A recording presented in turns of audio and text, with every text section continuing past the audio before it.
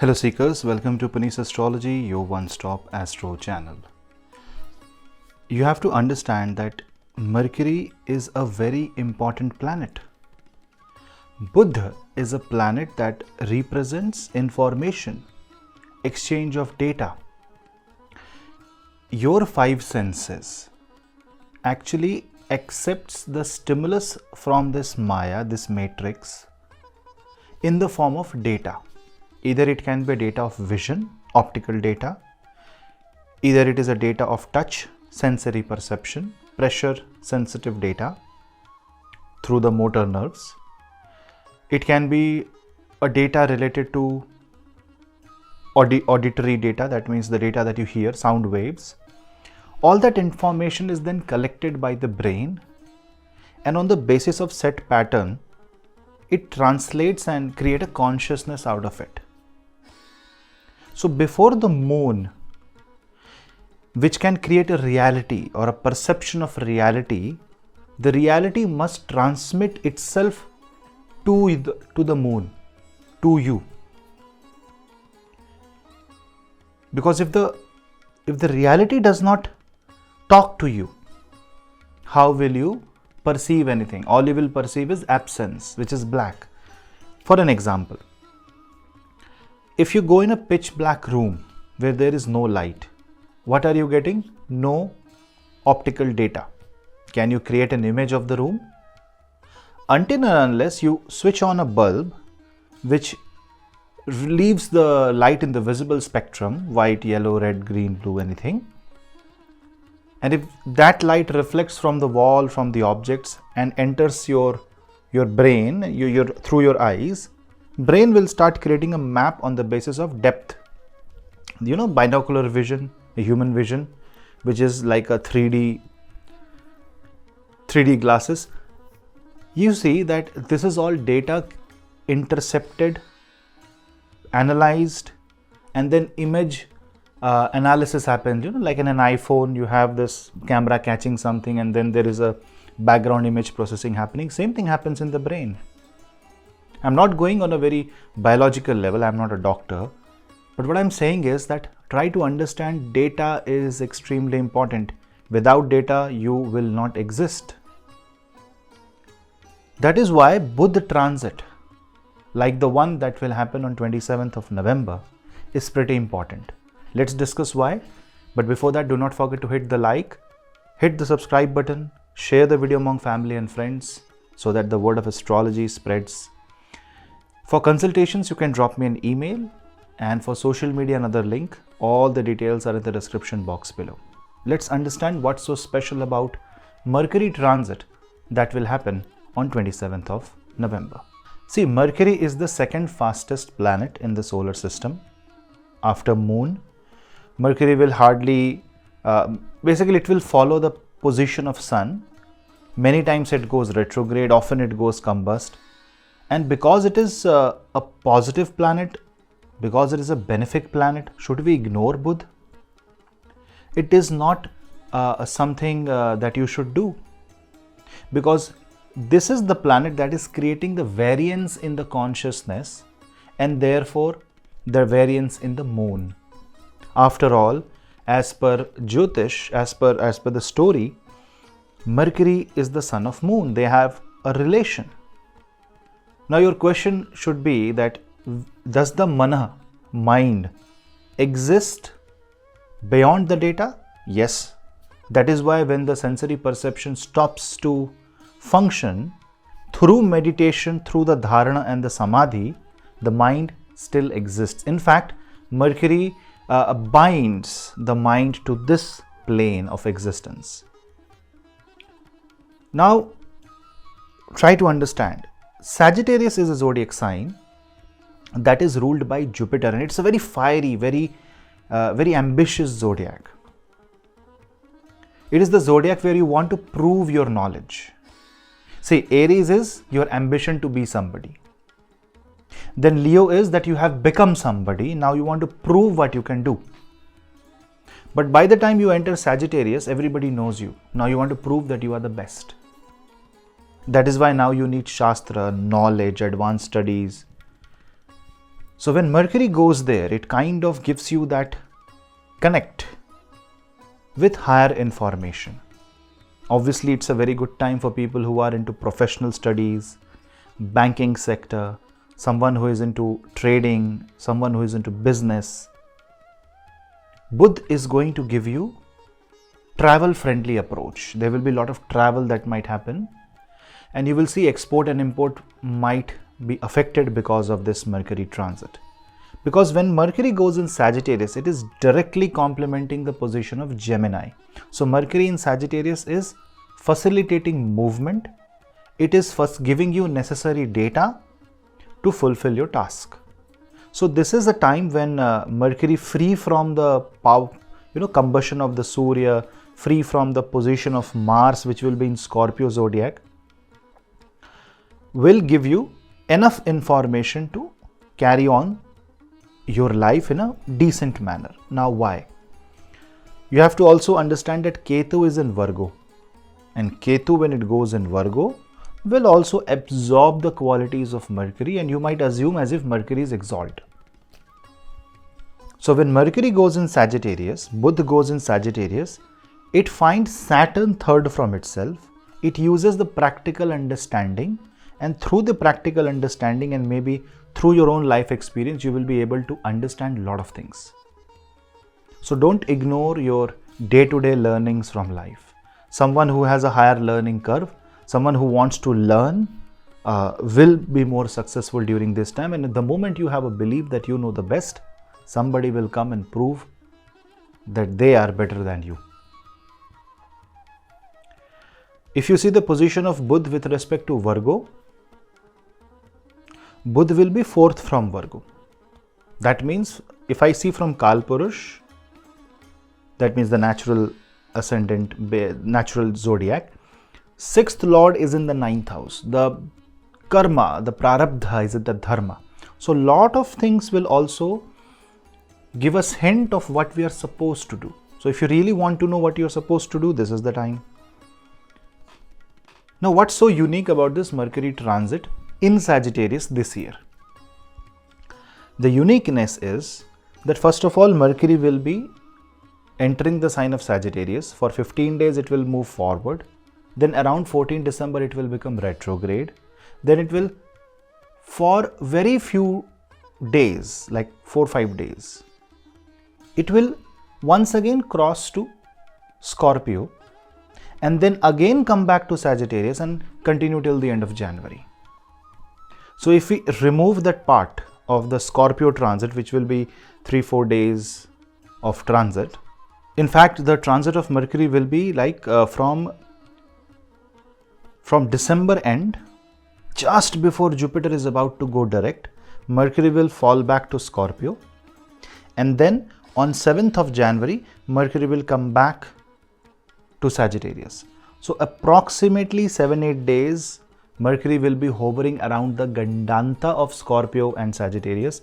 And we all know, and if you have learned astrology, that the Gandanta or the junction between Scorpio and Sagittarius is one of the most difficult conjunction to handle because of the Jyeshtha and Mula energies. And why it is important? Because see, Jupiter is in Aries, the ruler of Sagittarius is stationary. And not only stationary, Jupiter will go direct on 31st of December. So, one phase of the Mercury transit is in December. Then from the last 3-4 days of December till the first week of January, Mercury will be hovering around the Gandanta. Then once again, Mercury will cross the Gandanta and Gandanta of Scorpio and Sagittarius. And then till the entire January, like from 7th of January till 1st of February, Mercury will be in the Sagittarius zodiac sign. Then it will move forward to Capricorn after that. So there are two phases, December and January. December should be the phase where you are calculating the data but not taking any major action because of the Jupiter being retrograde. That means Mercury wants to revisit. The Cheshta bal of the Rashi Lord is very strong, as well as Jupiter is aspecting the Mercury. So your mind may run into multiple directions. You may not be able to realize what is the right direction for you. So you need to think and then act. Also, Mars position will be in the sign of Scorpio, which is also going to be a very strong position. 12th from Buddha, which means you might also be scared about your losses. So you might fully involve yourself in a certain work and then pull yourself back. This can cause financial losses, loss of credibility. You might not be able to fulfill your promises. And if you are born with a weak Mercury, you need to be very careful. But in the second phase, that means from second week of January onwards, Mercury is far more stable and will give actual positive results of Mercury transit in Sagittarius. And from 25th of December till 7th of January, this period, this junction of 2023 to 2024, Mercury will be hovering around and Mercury will be distorting the data. This might be the time where you should be careful with your investments, you should be careful with your decisions, and you should be very careful with where you are leading your consciousness. Alcohol should be completely avoided during this time, even if it is a party time, because Mercury rules consciousness. Especially if you are a Sagittarius ascendant native, touching alcohol is like destroying Mercury's positive energies. What else it can happen? It can make you revisit your plans, make you go for revisions, make you redo a lot of things. So don't plan your travel towards that time of the year. But I know people will travel. So what you should do is you should be careful about your expenses. Be careful about your belongings. You might lose wealth during that time, or you might overspend. So be watchful of these planetary energies. Let's quickly understand for each ascendant in just a quick tip. What should you do during Mercury transit in Sagittarius? Aries. Travel related matter should be done in January. Disagreement from father can happen. Knowledge that will come to you should be vetted out and tested, and you should only take action if you're sure about it. Also, your communication will be questioned, but also you will get a lot of success, especially if you are into banking sector, if you are into investments, if you are wanting to start a new business, and for new job opportunities, you may have to travel. Visit a Ganesh temple every day. Taurus. In case of Taurus zodiac, for Taurus ascendant, Mercury transit will be in the 8th house, and therefore you should be very careful about your communication, about your investment, about your money. This is the time to secure your wealth, but see, if you are, in order to secure your wealth, you should not focus on overspending. Also, when you are investing your money thinking there will be gains, remember it can be a play of Rahu. So lot of research should be, basically you should invest in a lot of research before you take any step, be it marriage or be it career. Also, with respect to your marriage, you should be careful about how you are communicating with your spouse, because the chance that you will be misunderstood is very high. And at the time when Mercury is hovering around the Gandanta of Sagittarius and Scorpio, try to stay humble, protect your health. Gemini. Now in case of Gemini, Mercury rules your ascendant. Mercury will be in the 7th house, so it will affect your business and marriage. So the second half of the Mercury transit is actually very good, but the first half should be spent with caution, and all you should do is collect the data. And what this can do is this can bring more data in your personal life. That means you are being too talkative, too providing too much of explanation or justification or reasoning where it is not even needed. So don't do that. Focus on your body language, focus on your tone of communication. Sometimes words are okay, but the way you convey them is wrong. So think about that. Also take care of your health. Something related to skin or nerves might suddenly pop up. Cancer. For Cancer ascendant, Mercury will be hovering in the 6th house, and 6th house Buddha is actually good because Buddha rules the natural 6th house. What you should do is you should focus on collecting the data, strategizing your life, putting things in priority and sorting things one by one. It's actually a very good transit for you. One good thing about this Buddha transit is this will help you cut down your debts, manage your expenses, and also will bring you away from your enemies. Chanting Ganesh Atharva Shirsha is an excellent remedy. But because your third lord is in the 6th house, fight with brothers, especially your cousins may happen. So try to not prove a point here rather than be more inclusive. Leo. Now in case of Leo, Mercury rules your 2nd and 11th house. For Leo, Mercury is like the planet of economy. And if that planet goes in 5th house, it's all good. But try to understand. 5th lord is in the 9th house, Jupiter. Jupiter will go direct. The second half of Buddha is excellent. The first half needs precautions. Especially if you're a student, if you're an expecting mother, if you're into theater, if you're into risky business, if you're into speculative career like stock trading, you should be very, very cautious in the month of December. Any greed of gain will create huge losses. Avoid risk at all costs. Virgo. Now for Virgo, Mercury will rule your 1st house and will be in the 4th house. So it's a great time to manage matters related to your home, buying a property, investing in real estate. Mercury in the 4th house is not really bad, but see, 4th house is more about comfort, but Mercury is all about information. So it's like working on a vacation, you know. So you may not like it, but you will have to eventually do because it's your duty. So try to be at peace with such situations in life where you are doing something that you're not supposed to do, because it will be manageable for a lot of people.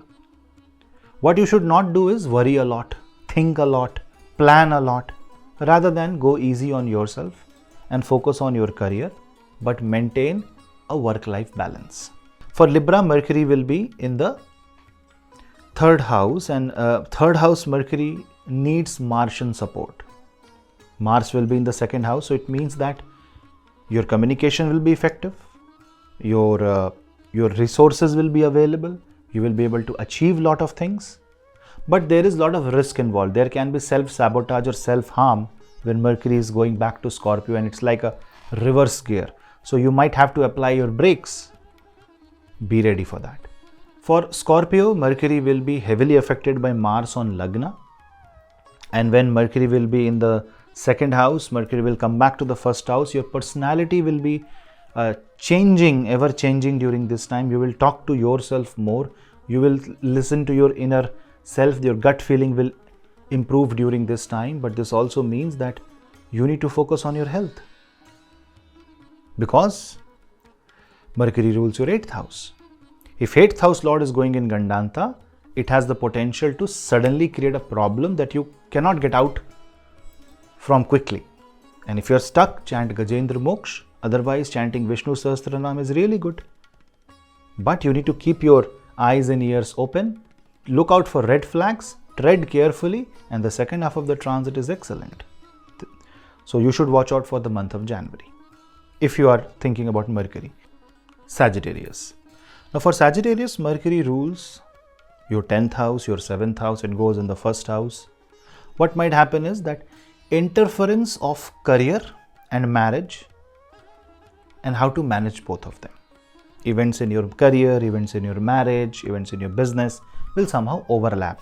This may overwhelm you with lot of data, and you will have lot of things on your plate. Focus on yourself, focus on your body, focus on your mental health, and take one step at a time. Otherwise, Mercury, when it will immediately flip to the 12th house and come back, it will touch the loss and come back. You might do something which will eventually give you a lot of loss.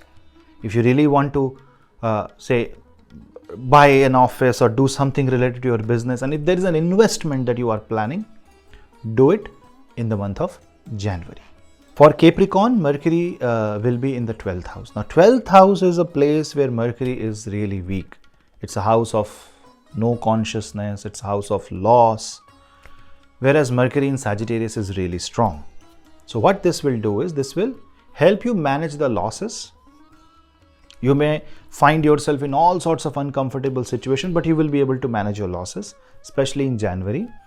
And Mercury will be in a position to cut down your debts. But if you are running because of a debt, then there can be a problem. So this is a case-to-case basis where you will have to judge. People with strong Mercury will have a good time, especially in export and import, traveling to a foreign country. For students, it's a good time.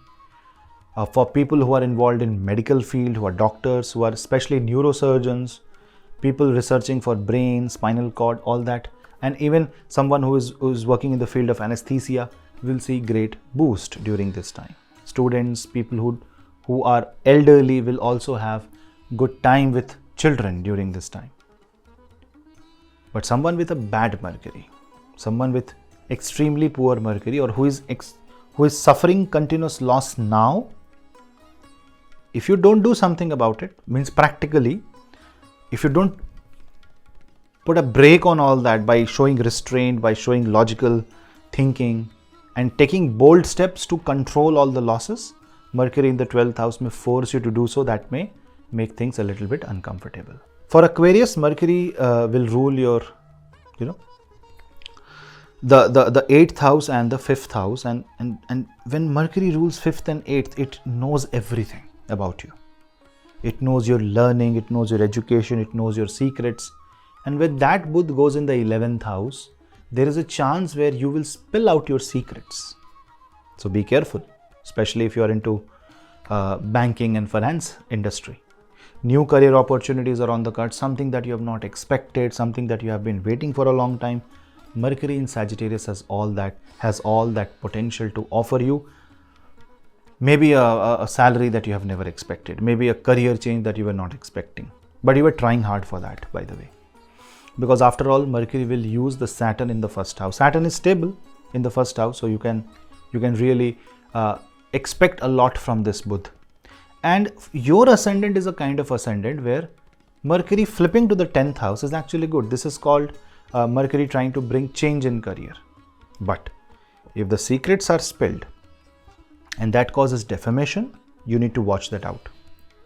So everything is fine, but you should speak carefully, you should verify your data, you should cross-check it, you should do a peer review, and you should never truly rely on your instinct and your gut feeling, but always have a verification done from anyone whom you know.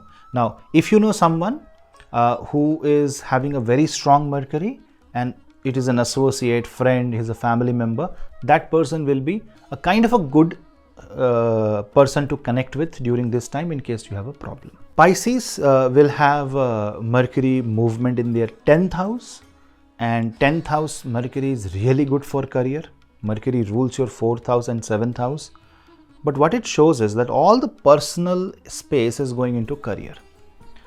Good thing is that you may start a career with your spouse, you may start a career with your family member, you may start working from home. People in real estate, people working from home, people working in interiors, people who are into teaching, who has an online consulting businesses, all will improve. IT industry, communication industry will show a lot of growth and improvement. Potential is there because this is a 2-month period. And whenever we go beyond 30 days, we are experiencing double sun transit. Remember, sun will be in Sagittarius, sun will be in Scorpio when Mercury will shift to Sagittarius. Then when Mercury goes retrograde, sun enters from Scorpio to Sagittarius. And then when Mercury comes back to Sagittarius, and after 14th of January, sun moves to Capricorn. So this Mercury in Sagittarius energy will see 3 sun zodiacs shift. Sun in Scorpio, sun in Sagittarius, sun in Capricorn. So you see how the couple of months is making things related to sun. And now why sun transit is important? Because Mercury always follows the sun. That's the nature of the planet. That is how the inclination is. 88 days is the time of revolution of Buddha across the sun. So what happens? Mercury goes direct, quickly goes retrograde, and that's how 88 days are calculated. Because what we see in the horoscope is more observation from the planet Earth. And for Pisces, you should be careful about arguments that you bring from office to your marriage and to your home. Keep those two lives separate. If you are being too stressed, chant Vishnu Sahasranam or simply Om Namo Bhagavate Vasudevaya.